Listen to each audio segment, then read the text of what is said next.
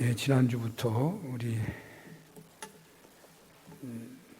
온라인 예배와 또 교회 방역을 하면서 예배를 같이 드리고 있는데요. 얼굴은 보는데 만남의 교제가 마스크로 가려져 있고 또 만지고 뭐 속삭이고 그래야 교제가 되는데 거리 두고 교제한다는 게 참 어려운 일이네요. 그래도 못 보다고 봤으니까 좀 나아졌다 이렇게 생각하시고 조금 인내하시면서 우리가 이 과정을 극복하는데 신앙인들이 앞장서야지 뭐 누가 앞장서겠습니까?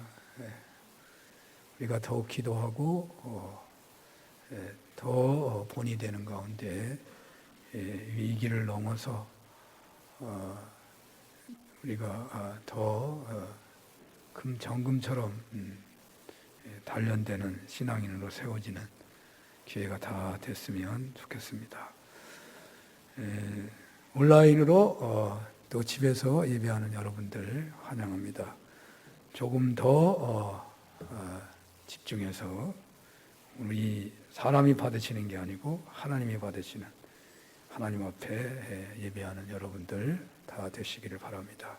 다 같이 묵상 기도드립니다.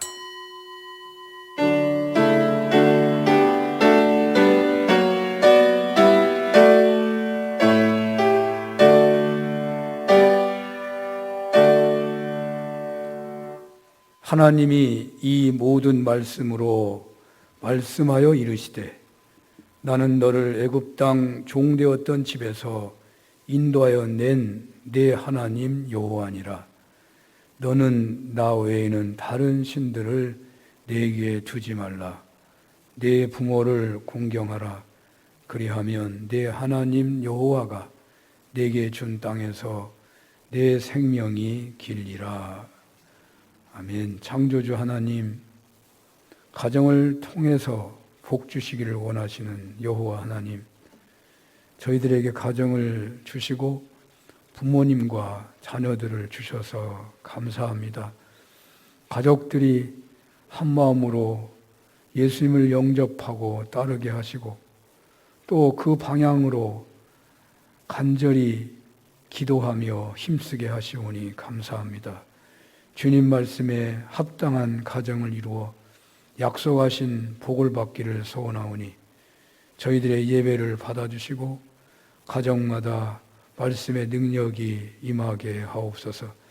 이 시간 각자의 소원을 들어주시되 코로나19 사태로 어려움을 겪는 이웃들을 위로해 주시고 공공임대주택 문제, 하나님 눈물과 고통과 낙심하는 일이 없도록 정상적이고 최고의 하나님 방법으로 해결해 주시기를 원하옵고 병을 치료해 주시고 주님 부모님들의 자녀를 향한 결혼, 직장, 주님 여러 가지 그러한 기도와 자녀들의 부모를 향한 회개와 간구 주님 응답해 주시기를 원하옵고 예수님의 이름으로 기도합니다. 아멘. 26장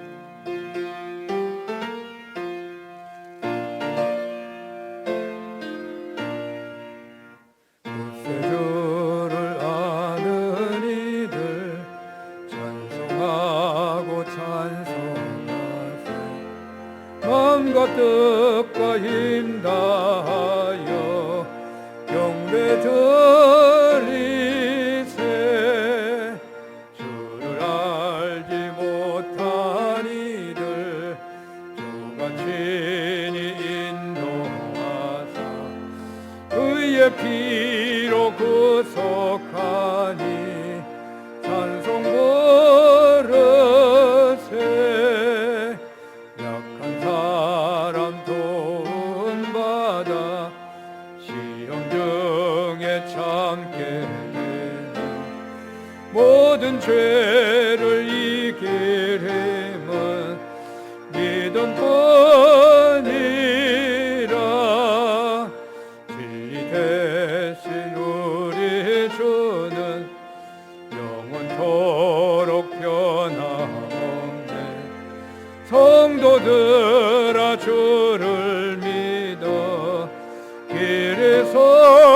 섬기세.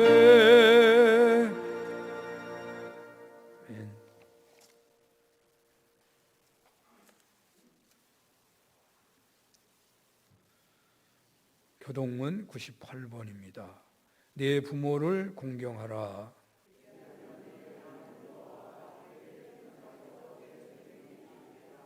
내 아들아, 내 아비의 훈계를 들으며 내 어미의 법을 떠나지 말라.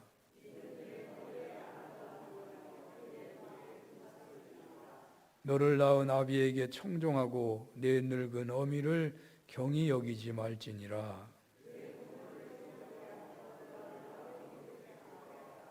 자녀들아, 주 안에서 너희 부모에게 순종하라. 이것이 옳으니라.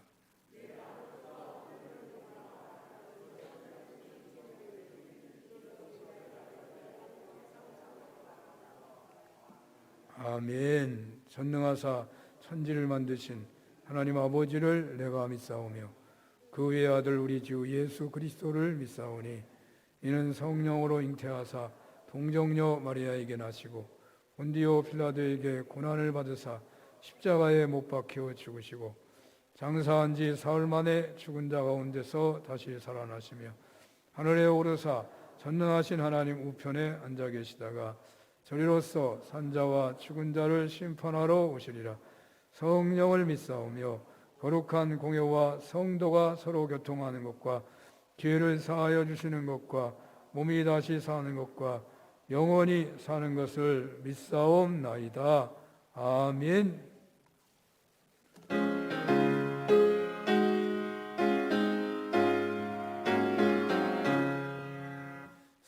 사철의 봄바람 불어있고 하나님 아버지 오셨으니 믿음의 반석도 든든하다.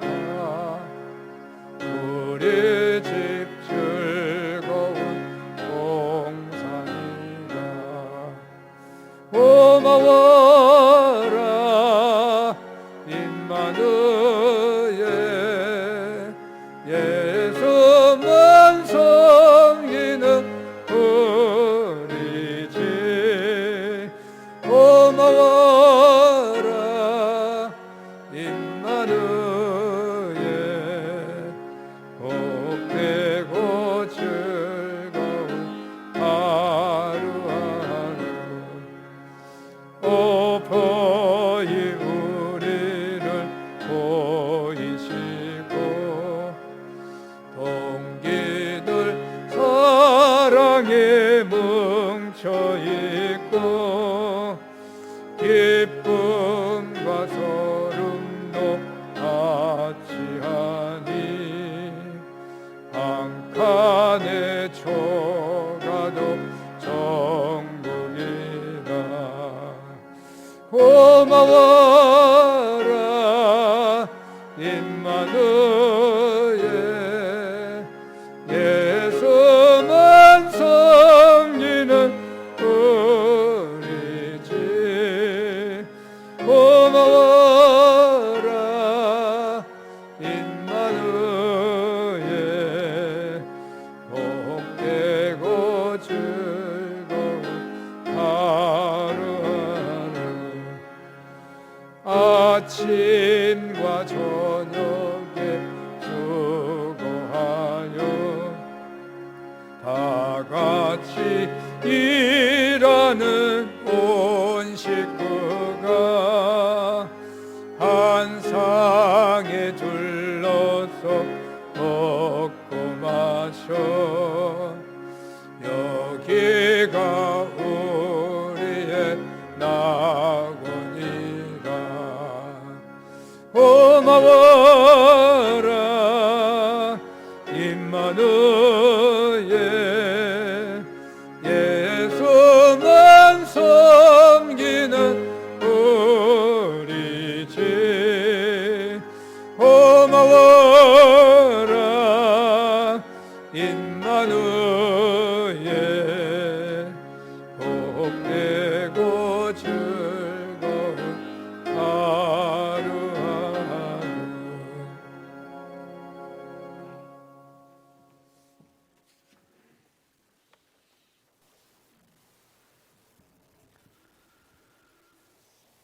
은혜와 사랑의 주 하나님,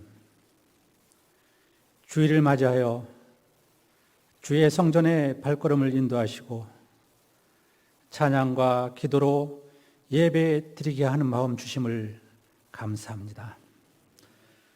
우리의 죄로 인하여 우리가 스스로 져야 할 십자가의 고통과 조롱을 우리를 대신하여 주님께서 담당하심으로 하나님의 사랑을 보여주신 주님을 예배합니다. 코로나19로 인해 많은 성도들이 같이 예배하지 못하지만 있는 처소에서 같은 마음으로 예배하는 우리의 예배를 받아 주시옵소서. 이 시간 새 시대를 여는 120여 명의 제자 공동체를 비전으로 삼는 산은교회 성도들이 마가의 다락방에 모인 초대교회 성도들에게 임재하신 주의 성령을 간절히 사모하는 시간 되도록 도와주시옵소서. 오늘은 어버이 주일입니다. 주님을 섬기는 마음으로 육신의 부모님께 효도하기를 힘쓰는 저희들 되기 원합니다. 우리 부모된 자들이 먼저 자신을 돌아볼 수 있게 하시고 우리를 낳으시고 길러주신 부모님의 사랑으로 우리들의 자녀들도 잘 양육할 수 있는 지혜를 허락하여 주시옵소서.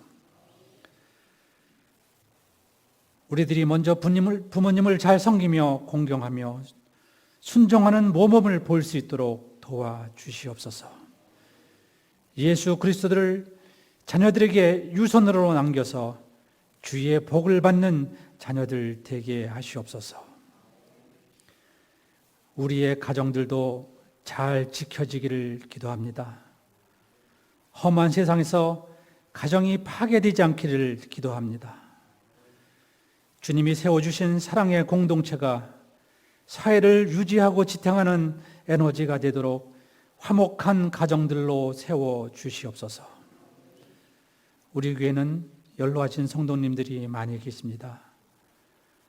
말년의 때에 주님께 더욱 가까이 나아가기를 원하는 믿음에 주님께서 건강에 복도 주시고 행동 하나하나, 말 하나하나가 주님을 증거하는 아름다운 삶으로 이끌어 주시옵소서. 코로나19로 인해 정말 어려운 시기를 지내고 있습니다.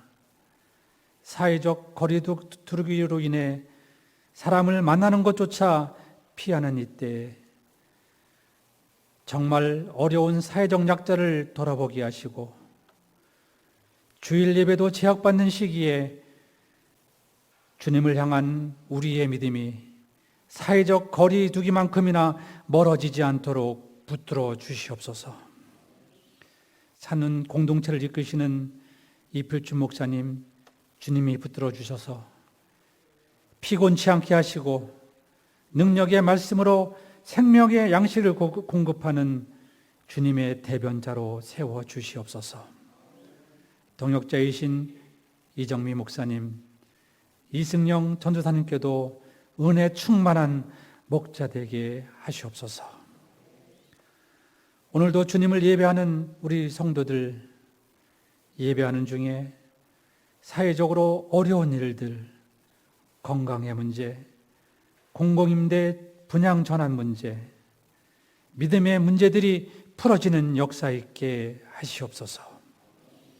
오늘도 예배를 위하여 소리 없이 수고하는 손길들을 주님이 복으로 채워주시기 원하오며 우리를 바른 길로 이끄시는 좋으신 예수님의 이름으로 기도합니다. 아멘.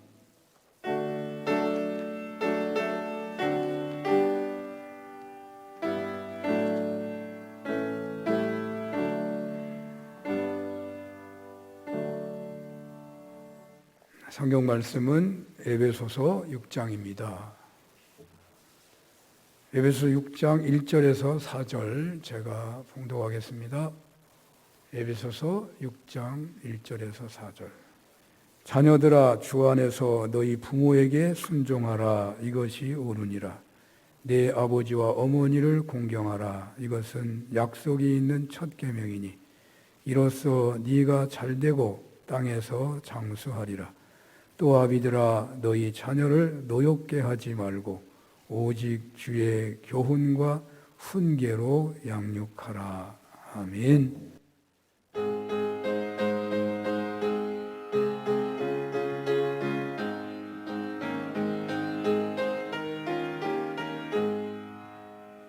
나의 사랑하는 책 비록 헤어졌으나 어머니의 무릎 위에 앉아서 재미있게 듣던 날 그때 일을 지금도 내가 잊지 않고 기억합니다.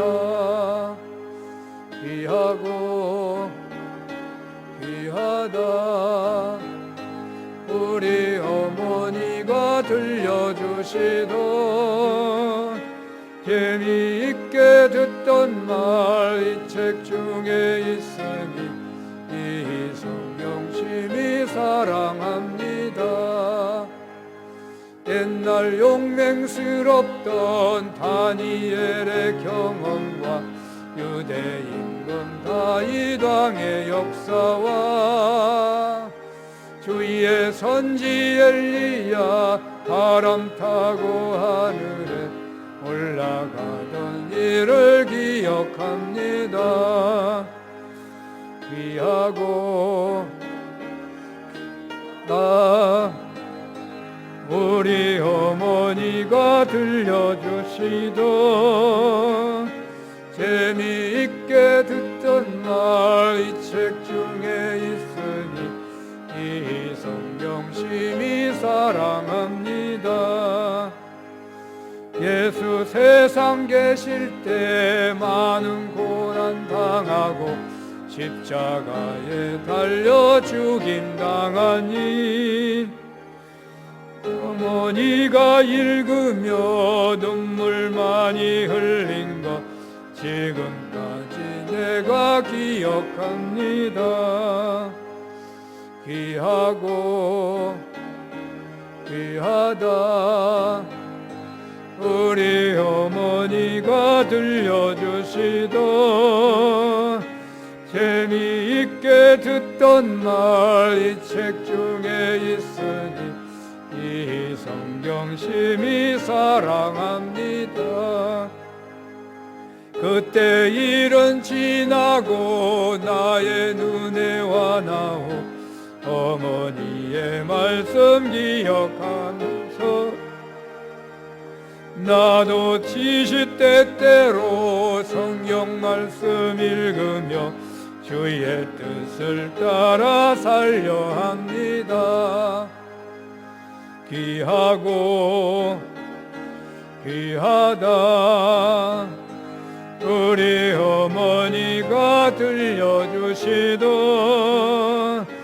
재미있게 듣던 말씀 책 중에 있으니 이 성경 심히 사랑합니다.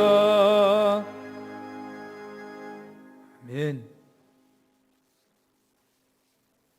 에베소서 6장 1절에서 4절 본문으로 부모 자녀 간의 복종의 원리라는 제목으로 주님의 말씀을 증언하겠습니다. 솔로몬이 조금만 더 잘했더라면 그런 내용의 설교를 끝으로 주일날 구약 성경으로 하는 성경이 일단락이 되고 그래서 다음 책을 정하기 위해서 기도하는 중에 기도를 하면 할수록 우리 비택 장로님 세 분의 임직식이 생각이 되는 것입니다. 이분들 때문에 교회 전체가 은혜를 받게 되는 것이 주님의 뜻일진데 주일 말씀을 증거할 때마다 이분들을 향한 비중을 둔다면 어떤 성경이 적합할 것인가에 방향을 주게 되고 그렇게 기도하게 되다 보니까 성경이 이 에베소서가 택해졌습니다. 왜냐하면 에베소서에는 교회에 대한 가장 중요한 말씀이라고 할 수 있는 교회는 그리스도의 몸이다 라는 말씀이 있고요. 교회 공동체의 은사의 다양성과 교회의 가장 중요한 사명인 성도를 온전케 하고 그래서 봉사의 일을 하게 하며 그리스도의 몸을 세운다는 귀한 말씀이 에베소서에 있고요. 또 교회 직분자로서 사명을 감당하고자 한다면 무엇보다도 하나님의 전신갑주로 무장해야 한다라는 귀한 말씀이 에베소서에 있고 또 정말 하나님을 잘 믿는 사람은 어떤 가정을 이루어야 되느냐 그런 말씀이 에베소서에 있는 것입니다. 구약 성경이 아니어서 망설였습니다마는 복음서가 아닌 서신서도 꼭 설교되어야 할 본문이고 그래서 오늘부터 서신서인 에베소서를 주일 설교 본문의 한 축으로 정하게 되었는데 오늘이 마침 어버이 주일이 되어서 에베소서 1장을 가지고 설교를 하다가 그래도 어버이 주일에는 6장이 맞겠다 싶어서 순서를 뒤집어 가지고 어버이 주일에 적절하다고 볼 수 있는 오늘 본문으로 말씀을 증언하게 되었습니다. 이 말씀은 은혜 받은 그리스도인들의 가정 생활이 어떠해야 하는가에 초점이 맞추어져 있습니다. 예수님을 그리스도로 믿게 된 은혜 받은 그리스도인들이 어떻게 가정 생활을 해야 하는가를 밝혀주는 오늘 본문은 내 부모를 공경하라는 10계명의 제5계명에 가장 가까운 말씀이 된다고 하겠습니다. 어버이 주일에 내 부모를 공경하라 하는 주제의 말씀을 우리가 많이 들었을 터인데 오늘은 좀 더 현실적이라고 할까? 좀 더 진보적이라고 할까? 할 수 있는 오늘 본문에 따라서 부모 자녀 간의 복종의 원리라는 제목으로 말씀을 전하고자 합니다. 여러분들 여행을 할 때에 동해안으로 가겠느냐 서해안으로 가겠냐고 만약에 선택을 묻는다면 어떻게 대답하시겠습니까? 아마도 동해안으로 가겠다고 하는 분들이 서해안보다는 훨씬 많을 것 같습니다. 제가 경험한 바가 그러거든요. 거의 다 뭐 동해안만 가자고 그러더라고. 목회자들 무슨 수련회 가자고 동해안이요 서해안이요 그럼 거의 다 동해안이요. 저보고 굳이 정하라고 한다면 저는 서해안을 택하고 싶습니다. 동해안은 떠오르는 태양이 아름답지만 지는 해는 거의 못 보는 것인지 안 보는 것인지 관심이 없어 보입니다. 그런데 서해안은 지는 해만 보는 것이 아니고 뜨는 해도 볼 수가 있습니다. 저는 안중에 오래 살아보았는데 산이 없는 지역이라 처음에는 영 적응이 안 되었고 무슨 이런 동네가 있나 할 정도였는데 해가 뜨고 지는 것을 보다가 정이 들었습니다. 처음에는 해가 지는 것만 감탄을 하죠. 어느 날 갑자기 집에 오다가 보면 그냥 해가 내려왔는데 내가 사는 동네 전체가 그 해 색깔로 싹 변해버려요. 해가 막 집채만해요. 얼마나 그 떨어지는 해가 멋있는지 말할 수가 없는 거죠. 그런데 어느 날 겨울에 새벽마다 새벽기도 끝나고 이렇게 보면요 해가 떠요. 근데 겨울에 눈밭에 해가 뜨는 장면이요. 그것도 장관이에요, 장관. 태양은 막 뜰 때와 막 질 때는요 맨눈으로 봐도 눈 다칠 사람 하나도 없어요. 해가 조금만 뜨면 눈으로 못 봅니다. 그냥 잠깐 보고 눈 내려야죠. 근데 해가 뜨거나 질 때는요 아무리 눈으로 쳐다봐도 눈이 하나도 안 아파. 그리고 그 태양이 얼마나 크고 얼마나 아름다운지 색깔이요 불구스름하고 노르스름해 하는 것이 너무너무 아름답잖아요. 저는 그 색깔보다도 그 동그란 원에 감동받을 때가 많아요. 저렇게 동그란 것을 내가 볼 수 있다니. 원형의 동그람에 바로 최고로 가까운 그 큰 원을 내가 보는 것 같아서 또 그것도 감동이더라고요. 태양이 뜨고 지는 것과 인생의 태어남과 죽음, 인생의 어린 유아기와 노년기를 비교해 본다면 인생에 있어서 태어날 때와 죽을 때는 서로 차이가 없는 것이라고 봐야 알겠습니다. 하나님이 보시기에는 다 같이 아름다울 것입니다. 그러나 우리 인간은 태어날 때는 아름답다고 하고 유년기는 아름답다고 하고 죽을 때는 아름답지 못하다고 노년기는 아름답지 못하다고 말하는 것 같습니다. 자신이 당하는 슬픔의 감정을 가지고 노년기를 죽음을 바라보기 때문에 떠나가는 모습이 늙어가시는 모습이 아름다운 것임에도 불구하고 그렇게 보이지 않는 것인지 아니면 떠나는 사람들이 대체로 아름답게 떠나지 못하고 추태를 드러내는 경우가 많기 때문인지 또는 온갖 병으로 고통을 당하다가 떠나기에 그런 것이냐 하는 생각이 들기도 합니다. 어린 나이나 연세가 많으신 노인이나 하나님은 똑같이 아름답다고 하실 것입니다. 노인의 모습도 많이 가꾸어주고 같이 놀아주고 고귀하게 섬긴다면 어린아이 못지않게 소중하신 모습일 것입니다. 가령 모세가 늙었을 때에 추했겠습니까?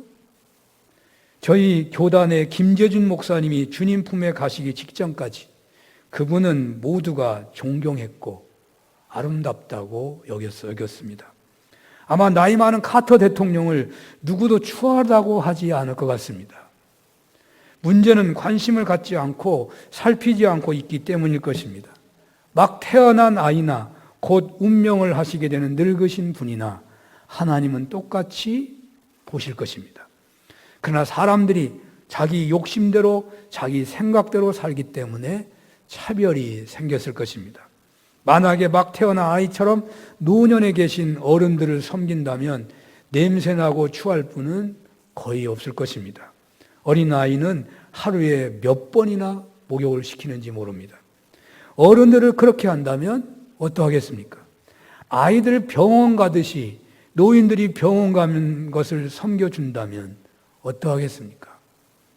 부모로서 자녀들에게 사랑을 쏟는 것만큼 후에 자녀들이 받은 사랑을 기억하여 똑같이 부모에게 사랑을 쏟아주기만 한다면, 그리하여 상호 복종의 모습을 보여주기만 한다면 얼마나 가정이 아름다울까 하는 생각을 해봅니다. 바로 그 말씀이 오늘 본문에 있습니다. 우리 본문 한번 보실까요? 제가 봉독했지만 이제는 직접 한번 속으로라도 읽어보겠습니다. 1절에서 4절 한번 읽어보죠. 시작. 자녀들아 주 안에서 너희 부모에게 순종하라. 이것이 옳으니라. 네 아버지와 어머니를 공경하라. 이것은 약속이 있는 첫 계명이니 이로써 네가 잘되고 땅에서 장수하리라. 또 아비들아 너희 자녀를 노엽게 하지 말고 오직 주의 교훈과 훈계로 양육하라. 아멘. 설교자가 왜 상호 복종이라는 말을 하는 것인가? 라는 의문이 들지 모르겠습니다만 에베소서를 전체적으로 보았을 때 오늘 본문은 5장에서 계속 이어지는 말씀입니다. 그러니까 5장과 6장이 별개의 내용이 아니고 이어지고 있다는 것입니다. 특별히 5장 21절의 말씀을 한번 볼까요? 5장 21절을 보면 한번 읽어봅니다. 그리스도를 경외함으로 피차 복종하라. 이렇게 되어 있습니다. 그리스도를 경외함으로 피차 복종하라 라고 하면서 그 다음에 남편과 아내들이요, 부모, 자녀들이요, 이렇게 나오는 거예요. 그러므로 피차 복종하는데 어떻게 복종하냐면 아내는 남편을 교회가 그리스도에게 하듯 범사의 남편에게 복종하고 남편들은 그리스도가 교회에 자기 몸을 주신 같이 사랑하라고 이렇게 하는 것으로 피차 하나님께 복종하라 그 말이에요. 그 다음은 자녀는 내 부모에게 주 안에서 순종하고 공경하고 부모들은 너희 자녀를 노엽게 하지 말고 오직 주의 교훈과 훈계로 양육하는 것으로 피차 복종하라. 그렇게 말씀하고 있는 거예요. 그렇습니다. 예수님을 그리스도로 영접한 은혜를 받은 그리스도인들의 가정 생활은 상호간에 피차 그리스도를 경외함으로 복종해야 하는 것입니다. 가부장적인 문화, 유교적인 문화에 익숙한 어르신들에게는 잘 이해가 되지 않을지도 모릅니다. 순종과 공경이라는 말씀만 크게 보이고 자녀를 노엽게 하지 않고 주의 교훈과 훈계로 양육하라는 말씀은 작게 보이기가 쉬울 것입니다. 그러나 반대로 청소년들과 자녀들의 입장에서는 자녀를 노엽게 하지 말라는 말씀이 크게 다가올 것입니다. 이 점에서 오늘 본문의 말씀은 참으로 공평한 말씀이라고 하겠습니다. 그런데 노인들은 노인들대로, 자녀 세대는 자녀 세대대로 할 말이 있겠지만 그것은 그냥 하는 것이고 자기 편 들자고 하는 말이고 실제로 억울하다고 할 만한 세대는 따로 있습니다. 오늘날 평균 수명이 너무 길어져서 3대가 생존한 경우가 보통이고 4대가 살아있는 가정도 점점 많아지고 있습니다. 그래서 중간에 끼인 세대 분들이 억울하다고 할 것 같습니다. 이들에게 어버이 세대는 가부장적인 세대여서 오직 부모 공경만을 알고 있는 경우가 많습니다. 또 자녀 하나둘만 낳아 너무 귀하게 기르다가 신앙교육이 되지 않아서 그만 부모 공경 상상도 못하는 자녀들로 인하여 그들을 노엽게 하기 쉬운 부모로 비춰지는 실수를 하기가 쉬울 것입니다. 그러나 언제나 신앙인은 엄밀하게 말해서 하나님의 말씀에 순종하는 것이지 사람들을 보고서 그 반응을 보고서 하는 것이 아님을 기억해야 하겠습니다. 상대방의 반응에 따라서 행하겠다고 한다면 그 말씀은 상황윤리가 되고 마는 것이죠. 가령 세상 사람들 말처럼 훌륭한 부모 밑에 참 효자가 난다고 하면서 부모가 잘못하니까 어쩔 수 없어라고 해버린다면 어떻게 오늘 주님이 우리에게 하시는 말씀, 주 안에서 순종하라, 부모를 공경하라 하는 말씀을 적용할 수가 있겠습니까? 또 부모 사랑은 자식하기에 달려있다고 하여 고집불통 자녀라 어쩔 수 없다고 한다면 어찌 하나님의 말씀이 적용될 수가 있겠습니까? 언제나 우리 신앙인은 하나님의 말씀에 복종하고 순종하는 것이지 상대방에게 복종 순종하는 것이 아닙니다. 물론 어렵습니다. 상대방의 태도는 우리가 하나님의 말씀대로 살아가는데 결정적인 영향을 주는 것입니다. 그러나 언제나 우리 신앙인은 상대방의 반응보다는 하나님 앞에서 하나님 말씀에 복종 순종해야 한다는 것을 기억해야 할 것입니다. 그러므로 억울한 부분이 있다고 하지만 결단코 하나님께서 억울하게 고난만 당하게 하시지 않으시는 것 또한 믿으며 하나님 앞에서 하나님의 말씀에 복종 순종하는 자세로 그리스도를 경외함으로 피차 복종하는 차원에서 부모님께 순종하고 공경해야 하고 자녀들을 노엽게 하지 않고 주의 교훈과 훈계로 양육해야 하겠습니다. 바로 이것이 부모와 자녀 사이에 있는 복종의 원리라고 하겠는데 먼저 여기서 복종과 순종이라는 단어 설명을 하는 것이 좋을 듯합니다. 국어사전에 보면은 복종은 남의 명령이나 의사 또는 규칙 따위에 조금도 어긋남이 없이 그대로 따른다는 의미이고 순종은 다른 사람, 특히 윗사람의 말이나 의견 따위에 순순히 따른다는 뜻입니다. 다 윗사람의 명령, 규칙, 의사에 따른다는 뜻인데 굳이 비교를 해본다면 복종은 조금 어긋남이 없이, 조금도 어긋남이 없이 따른다고 했고 순종은 순순히 따른다고 했습니다.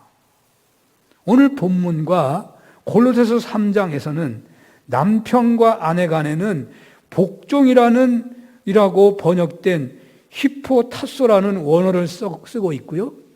부모 자녀 간에는 순종이라고 번역된 히파코라는 원어를 쓰고 있어요.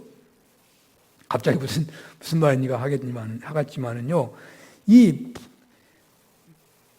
아내 보고 부부 간의 복종이라는 말은 원어가 히포타소고 부모 자녀에게 순종이라는 원어는 히파코오라는 거예요.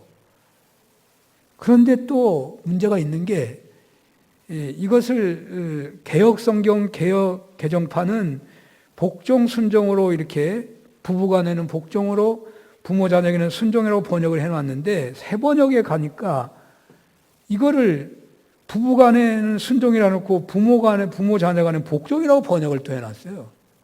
그래서 이거 완전히 헷갈리는 거예요. 그래서 이 두 단어가 신약 성경에서 어떻게 쓰이는가를 분석을 해보니까 교차적으로 번역이 되고 있는 것이 사실이더라고요. 어떤 경우는 복종이라고, 어떤 경우에는 순종이라고, 어떤 경우에는 순종, 복종 이렇게 바꿔서 번역을 하는 경우도 있었다는 거예요. 그런데 그러면 그냥 마음대로 써도 된다 해서는 또 안 돼서 두 언어가 사용되는 빈도와 가중치를 살펴봤더니 남편과 아내 사이의 복종을 말할 때가 히포타소가 많이 쓰이고 부모에게 순종이라는 원어로 히파코오라는 단어가 많이 사용된다는 거예요. 그래서 남편과 아내 사이에 복종이라는 말이 더 우선적으로 맞는 것 같고 부모 자녀 간에는 순종이라는 말이 더 맞는다는 것이죠. 또 유명한 번역가 중에 윤종석 씨라는 분이 있는데 이분이 존 비비어의 순종과 존중이라는 책을 번역하면서 복종은 마음과 행동이 따라가는 것이고 순종은 행동만을 강조한다는 의미로 번역하고 있는 방향성이 있어요. 바로 이것을 따른다고 볼 때 부부간에는 복종을, 부모 자녀에게는 순종이라는 단어를 쓰는 것이 옳다고 생각됩니다. 그래서 복종과 순종은 다 따른다는 의미이지만 복종이 순종보다 차원이 높아 보여요. 복종은 마음과 행동을 함께하는 순종이기 때문입니다. 이제 본문에 나타난 부모님께 순종하는 복종과 자녀를 향해 노엽게 하지 않고 교훈과 훈계로 양육하는 복종의 원리에서 먼저 부모님께 순종하는 자녀의 복종을 살펴보도록 하겠습니다. 오늘 본문은 자녀들아 주 안에서 너희 부모에게 순종하라 라고 말씀하십니다. 우리 이런 성경 말씀을 본문으로 받으면 하나님이 우리에게 이렇게 명령하시는구나. 그래, 이 말씀은 그렇다면 주 안에서 순종하라는 말은 무슨 말인가? 이런 생각을 해보는 거죠. 주 안에서 순종하라고 하니까 신앙적이지 않는 것은 순종하지 않아도 된다고 생각하는 분이 있을지 모르겠어요. 또 예수 믿지 않는 부모님의 말씀은 따르지 않아도 된다고 생각하는 분이 있을지 모르겠어요. 결코 주 안에서 순종하라는 말씀은 주님을 영접하지 않는 부모님의 말씀은 어겨도 된다는 식으로 해석하면 안 됩니다. 오히려 이 주 안에서는 주님께서 하나님 아버지께 순종했듯이 순종하라는 말입니다. 하나님께서 부모님을 허락하셨으니 하나님께서 이 세상에서 하나님의 대리인으로 부모를 주셨으니 그 부모에게 순종해야 한다는 것입니다. 주님의 말씀 안에서 순종하라는 것입니다. 다만 핍박을 받는 경우 예수를 믿지 못하게 한다든지 죄를 짓는 길로 이끌다든지 한다면 순종 안 해도 되죠. 주 안에서는 바로 이런 의미를 말하고 있는 것입니다. 최고의 공경과 효도는 부모님이 예수를 잘 믿도록 돕는 것입니다. 그러므로 핍박을 하는 경우라도 예배드리고 교회에서 주어진 사명을 감당하는 일에 충성을 다하지만 다른 것에서는 더 많이 인내하고 희생하고 순종하는 부모에게 순종하는 본을 보여주어야 하는 것입니다. 결코 쉬운 일이 아니겠지만 핍박이 있는 경우에는 더 순종에 신경을 써야 할 것입니다. 믿는 것을 포기하는 것만을 제외하고는 더욱 순종하고 공경하기를 힘써야 하겠다는 것이죠. 그래야 기독교의 진리됨을 보여주는 것이 되고 결국 부모님도 주님을 영접하게 되는 경우를 많이 봤어요. 많이 봤어요. 여러분들은 얼마나 순종을 잘하는지 모르겠습니다만은 제 자신을 생각해 본다면 순종보다는 제 마음대로, 그러니까 상식에 비추어 볼 때 내 생각에 어머니 말보다 내 말이 더 맞는 것 같으니까 그래가지고 순종을 못하는 경우가 많은 것 같습니다. 어머니의 의견을 듣고 존중하고 따르기보다는 언제나 내 생각이 앞설 때가 참 많은 것 같습니다. 신앙과 관계없이 더 많은 일에서 우리는 부모에게 순종할 것이 있다는 것을 기억해야 하겠습니다. 오늘 본문은 주 안에서 순종하라 하는 말씀 다음에 약속이 주어집니다. 주 안에서 순종하는 게 얼마나 어렵고 힘든 것인지 약속이 주어집니다. 얼마나 그것이 복되고 귀한 것인지 약속이 주어지는데, 약속이 있는 첫 계명이니 내 부모님을 공경하라, 그렇게 말씀하셔요.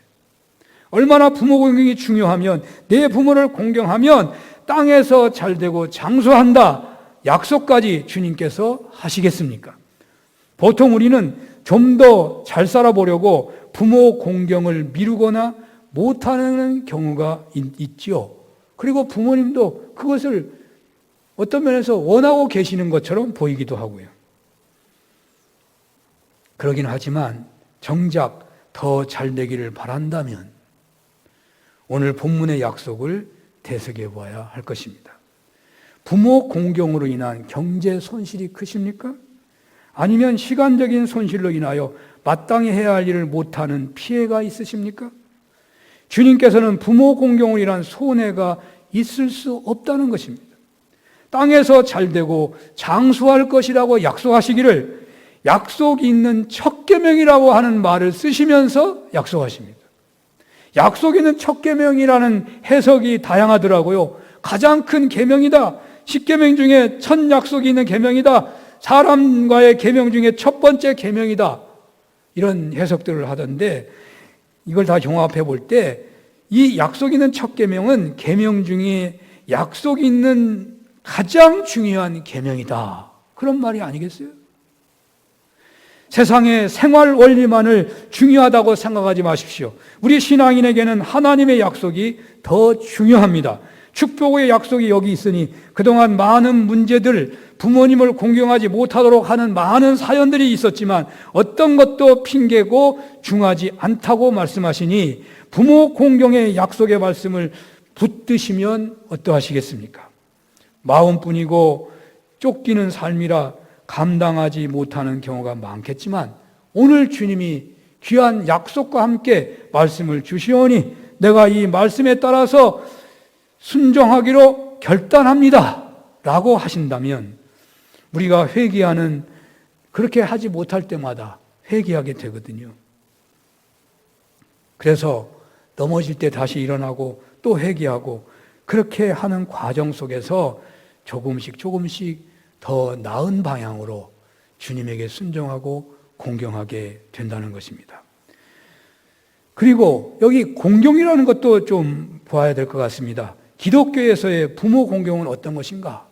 보통 유교에서 말하는 부모 공경에는 부모의 말씀대로 그대로 따른다고 할까? 그런 측면이 강하더라고요. 자, 오늘 이 기독교에서 말하는 공경, 이 공경의 헬라어 원어가 티마오입니다. 이 티마오는 무슨 뜻이냐면 가치를 둔다는 의미입니다. 가치를 둔다. 부모님을 귀중한 분으로 여긴다는 거예요. 부모님이 귀찮은 분이 된다면 곤란할 것입니다. 소중한 분은 피곤한 분이 될 수가 없겠죠. 인간에게 있어서 아무리 귀한 것도 그런데 오래 가다 보면 아무리 귀하다고 집에다가 모셔놔도 계속 보다 보면 귀찮아지잖아요. 사람도 그러기 때문에 언제나 함께 있으신 부모님도 나도 모르게 소홀히 대하기가 쉬울 수 있습니다. 그때마다 우리는 부모님을 땅에서 잘되고 장수하도록 이끄시는 소중한 분이심을 깨닫고 말씀대로 순종하고 공경하도록 힘써야 하는 것이죠. 이렇게 귀한 분으로 섬기는 효도를 할 수만 있다면 얼마나 좋겠습니까? 내 눈으로는 귀하게 보이지 않지만 믿음의 눈으로 바라보는 것입니다. 그리하여 조금씩 부모님을 더 잘 섬기시는 그런 은혜가 여러분들에게 있으시기를 축원합니다. 피차 복종의 원리대로 이제 부모는 자녀들에게 복종해야 합니다. 자녀들을 노엽게 하지 말고 주의 교훈과 훈계로 양육하라고 하시는데 이것을 주님께 복종하듯이 하라는 것입니다.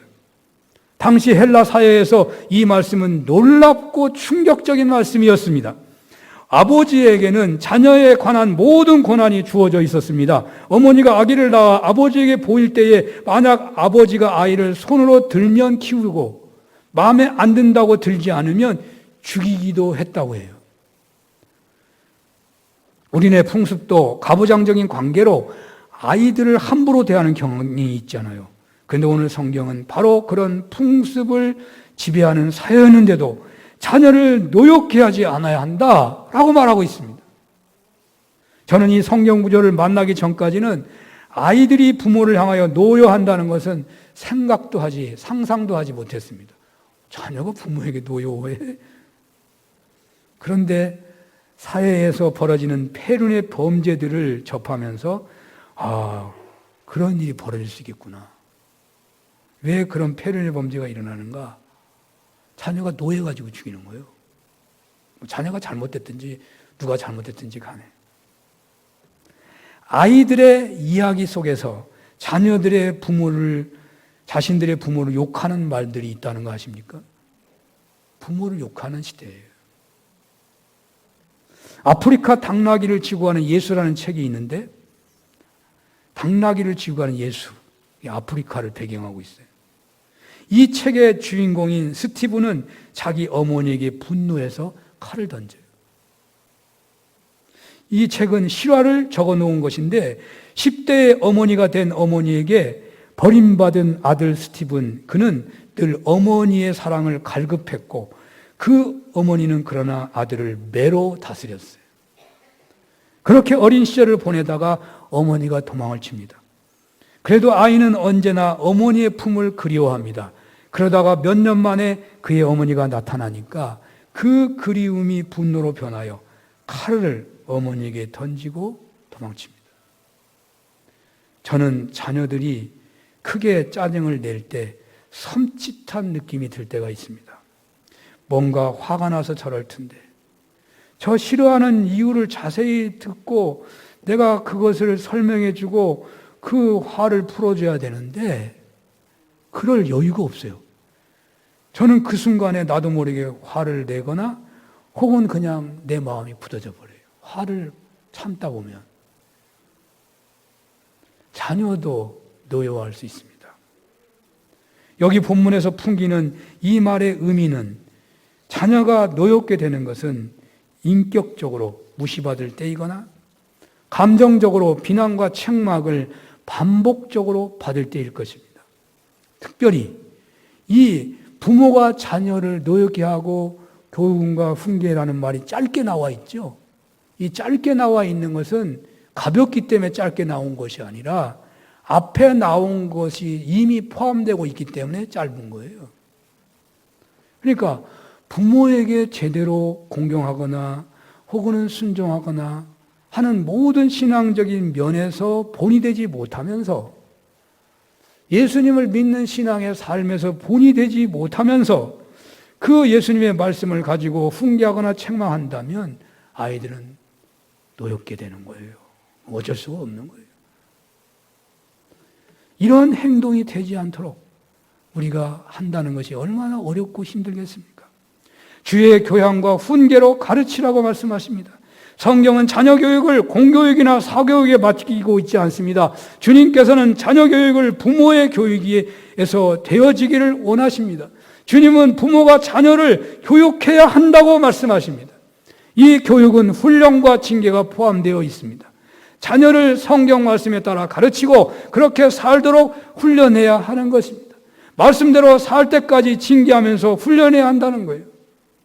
부모가 이렇게 한다는 것은 역시 하나님께 복종하는 마음이 없다면 못하는 거예요.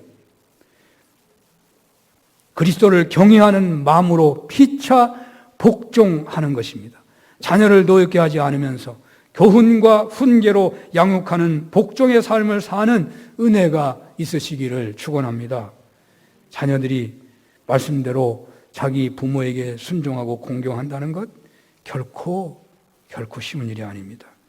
땅에서 잘되고 장수한다는 약속이 있는 첫 계명이니 넘어지면 다시 일어나는 것입니다. 잘못되면 또 회개하고 돌이키면서 그렇게 또 시도해 보는 것입니다. 점점 그러다 보면 더 순종하고 더 공경하는 길에 서게 될 것입니다. 그리고 부모님들은 순종과 공경만 크게 보지 마시고, 아니 그것은 하나님께 맡겨버리고 자신에게 가장 크게 보여야 할 자녀를 노엽게 하지 않고 오직 주님의 교훈과 훈계로 양육하는 일에 하나님께 복종하시기를 바랍니다. 부모님들의 자녀를 향한 태도도 자녀들의 부모를 향한 태도 이상으로 힘든 복종입니다. 실패했다고 포기하지 마십시오. 도대체가 이해가 안 된다고 주저앉지 마시고 회개하고 돌이키면서 점점 더 주님의 말씀에 복종하는 길에 서야 할 것입니다. 부모 자녀 간의 피차 복종하는 은혜가 여러분들 가정에 충만하시기를 축원합니다. 기도하겠습니다. 하나님 아버지, 말씀을 주시오니 감사합니다. 어버이 주일을 지키는 모든 종들의 가정에 오늘 주신 말씀이 살아있는 하나님 말씀이 되게 하셔서 가정을 통해서 주시는 모든 복을 받고 누리게 하여 주시옵소서. 예수님 이름으로 기도합니다. 아멘.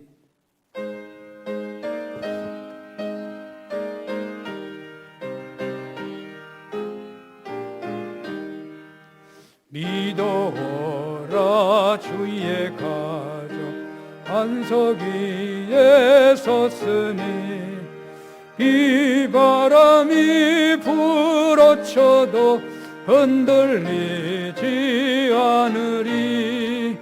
하나님을 믿는 마음 서로 믿는 마음 얼기설기 하나 되어 믿으면서 살리라.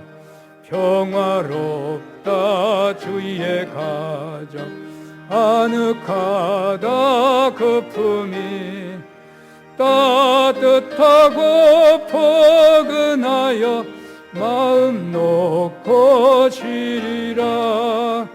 미소하는 얼굴들에 주의 마음 소리여 하늘 평화 풍기면서 서로 살리라.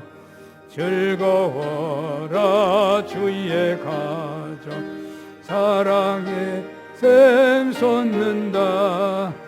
메마른 땅 적시어라.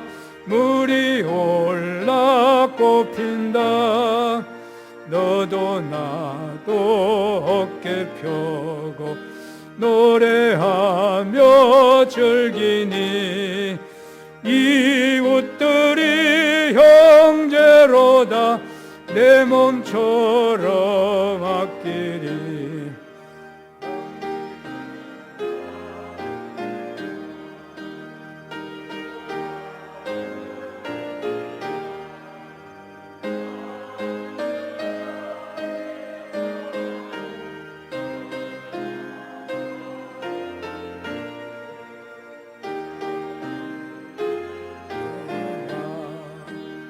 온누리의 향기라 이곳하게 퍼져가는 온누리의 향기라. 아멘. 할렐루야. 하나님 아버지시여, 예배드리기 어려운 상황임에도 불구하고 하나님 가정에서 또 마스크를 착용하고 방역 수칙을 지키는 그런 불편함을 감수하며 하나님 앞에 정성을 다하여 어버이 주일로 예배 드리게 되어 감사합니다. 하나님, 우리의 몸을 바치는 고백으로 물질을 성별합니다. 하나님과 물질 사이에서 주여 두 주인이 있을 수 없다고 하시는데 물질이 얼마나 세상에서 소중합니까? 이 소중한 물질을 주님 앞에 드리며 우리의 몸을 바칩니다. 11조를 받아주시고 성경에 기록하신 대로 황충이 먹거나 기한 전에 떨어져 손해보지 않게 하시고 하나님 나머지 9을 친히 주의 권능의 손으로 경영하셔서 주의 나라에 귀하게 쓰임받는 거룩한 부자들 되게 하여 주시옵소서. 감사의 정성을 받아주시기를 원합니다. 하나님 일천번제 선교헌금, 건축헌금, 모퉁이헌금, 부활절 감사헌금, 하나님 그동안 예배드리지 못하는 가운데 하나님 가정에서 예배하며 주여 헌금했던 헌금을 또한 모아서 드리오니 하나님 기뻐 받아 주시옵소서. 아버지 하나님이시여 감사의 그 눈물과 하나님 그곳에 간구가 있사오니 하나님 응답하여 주시되 감사의 열매가 풍성케 하시고 또한 주여 위기 때마다 오히려 그 위기가 감사의 조건이 되는 복으로 역사하여 주시옵소서. 아버지 하나님 교회 예배의 여러 가지 모양으로 섬기오니 하나님 특별히 하나님 온라인 방송 예배로 몇 달씩이나 하나님 섬기는 귀한 종들의 그 수고를 기뻐 받아주시고 보이지 않게 주여 이 방역을 지키면서 예배하기 때문에 섬기는 그 모든 분들의 수고를 기뻐 받아 주시옵소서. 예수님 이름으로 기도하옵나이다. 아멘. 교회 소식을 전합니다. 우리 현장 예배 1지역, 2지역은 일부, 3지역, 4지역은 2부 이렇게 임무적으로 나누었습니다만 아마 이거보다 더 중요한 것은 좀 가까운 데 계신 분들은 1부에 오시고 또 좀 먼 곳에 계신 분들은 2부에 오시는, 또 연약한 분들은 뭐 일찍 못 나오니까 2부에 오시는 뭐 이런 양해들이 있었으면 좋겠습니다. 우리가 얼굴 보고서 인사도 제대로 못하고 말도 제대로 못하고 간다는 게 말이 안 될 수 있지만 조금 더 우리가 더 인내해야 하겠습니다. 얼굴도 못 보다가 보니까 감사하다, 조금 나아졌다 이렇게 생각하시고 좀 거리가 있는 교제도 정말 우리가 공손하게 진실되게 한다면 소중한 그런 교제가 될 것입니다. 우리 어버이 주일인데 꽃도 못 따라드리고 또 선물도 못 드리고 점심도 못 드리고 너무 죄송합니다. 이런 상황이 돼서 이렇게 됐는데요. 여러분들 하나님께 대신 그 모든 자녀들을 위한 수고 하나님이 다 받아 주실 줄로 믿습니다. 우리 지정일 장로님이 입원해 계시는데 보통 같으면 벌써 퇴원하셨을 텐데 조금 늦으시네요. 오늘은 그래도 많이 여러분 기도에 회복이 돼서 예배에 함께 하시겠다고 말씀을 하시더군요. 계속 식사를 못 하시다가 이제 미음을 조금 드신다고, 다 괜찮은데 좀 열이 있어서 퇴원을 못 하고 있다고 그러시네요. 우리가 마라톤을 뛸 때 골인점에 다가올수록 더 박수하고 응원해야 되잖아요. 나오실 쯤이 됐으니까 기도 안 해도 돼 그러지 마시고 좀 더 기도해 주시기를 부탁합니다. 우리 유명희 권사님 어머니께서 소천하셔서 지난 일요일 날 소천하셨는데요. 여러분 우리 김일수 장로님 귀한 가정에 여러분 따뜻한 사랑의 위로를 부탁하고요. 또 새로운 복된 그런 장래와 새로운 출발이 되도록 기도해 주시면 감사하겠습니다. 우리 외국에서 온 영윤이 왔어요? 영윤이 맞아요? 네, 마스크 써서 우리 좀 박수로 환영하겠습니다. 네. 아이고 얼마나 잘 되고 또 믿음 안에서 잘 사는지 모르겠어요. 직장 생활도 잘 하고 있는데 그러나 코로나는 직장 생활을 못하게 하잖아요. 미국에서도.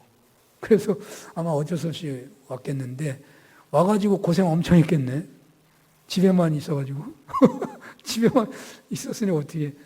예. 여기에는 자녀들이 다 그런 어려움이 있습니다. 여기에는 자녀들을 위해서 여러분들 더욱 기도해 주시길 바랍니다. 다 같이 일어나시겠습니다.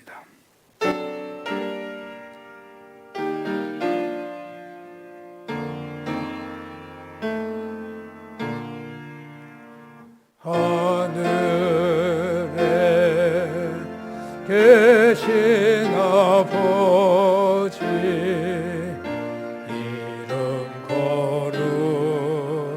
거룩하사 주님 나라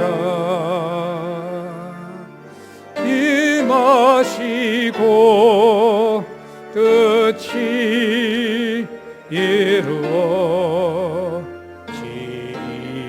이루어지이다. 일용할 양식 주시고 우리들의 큰 죄 다 용서하옵시고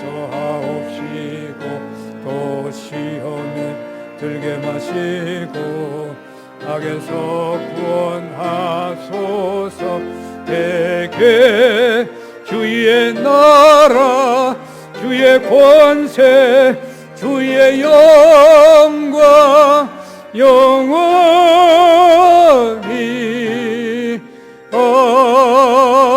아멘. 성부 성자 성령 하나님의 크신 은혜와 사랑하심과 역사하심이 어버이 주일로 몸을 바치는 모든 종들 머리 위에 세 분의 장로를 피태하고 임직을 앞둔 가운데 귀한 종들이 은혜 받을 때 우리 온 교회가 은혜 받기를 원하는데 주님의 은혜 받은 가정들이 부모 자녀 간에 부부 간에 피차 그리스도를 경외함으로 복종하게 하사 하나님 약속하신 축복이 임한다고 하셨사오니 그 말씀의 은혜가 하나님 피택 장로님들과 함께 온 성도들에게 하나님 임하기를 간절히 소원하고 그 은혜를 사모하며 돌아가는 모든 종들 머리 위에 영원히 함께 주시옵기를 축원합니다. 아멘.